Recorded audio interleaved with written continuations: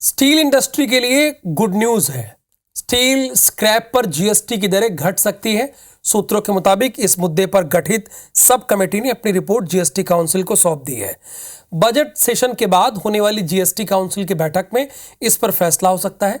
सूत्रों के हवाले से मिली जानकारी के अकॉर्डिंग स्टील स्क्रैप को लेकर गठित सब कमेटी ने अपनी रिपोर्ट में जीएसटी दरों को 18% से घटाकर 12% करने की सिफारिश की है। सब कमेटी की रिपोर्ट को जीएसटी फिटमेंट कमेटी में भेजा जाएगा। जीएसटी दर नहीं घटाने का दूसरा विकल्प आरसीएम यानी रिवर्स चार्जेज मैकेनिज्म का भी रखा गया है। माना यह जा रहा है कि जीएसटी काउंसिल की अगली बैठक स्क्रैप पर फैसला हो सकता है।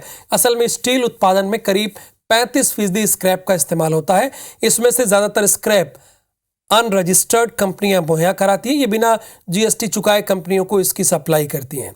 इसके चलते कई बार फेक इनवॉइस के मामले भी सामने आते हैं। छत्तीसगढ़ के स्टील सेक्टर से जुड़े उद्योगपतियों के मुताबिक सरकार के इस कदम से निश्चित तौर पर उद्योग जगत को फायदा होगा, साथ ही फेक इनवॉइस के मामले में भी थोड़ी कमी आएगी। को भारत में जो स्क्रैप रहता है वो काफ़ी कुछ अनऑर्गेनाइज सेक्टर से आता है। काफ़ी सरकार से मांग करी हुई थी कि इसका जो भी जीएसटी रहेगा वो आरसीएम के तहत, रिवर्स मैकेनिज़्म के तहत हम लोग इसका टैक्स भरेंगे, जिससे सरकार को भी रेवेन्यू होगा और स्क्रैप को भी जो अनऑर्गेनाइज सेक्टर है उसको ऑर्गेनाइज तरीके से काम हो सकेगा। इसका सबसे बड़ा फ़ायदा ये होगा कि जो आज फेक इनवाइस की दुनिया भर की समस्याएं आ रही है, रोज़ जीएसटी की रेड हो रही है, तो 12% करने से फेक इनवाइस वालों का मनोबल टूटेगा और फेक इनवाइस का चलन जो है हमारे जो है स्टील बाज़ार से जो है गायब होगा। तो ये एक फ़ायदा ये भी होगा। दूसरा, स्क्रैप की लागत कम होगी तो उसका भी फ़ायदा उद्योगों को मिलेगा। इंडस्ट्री का रॉ मटेरियल है स्क्रैप।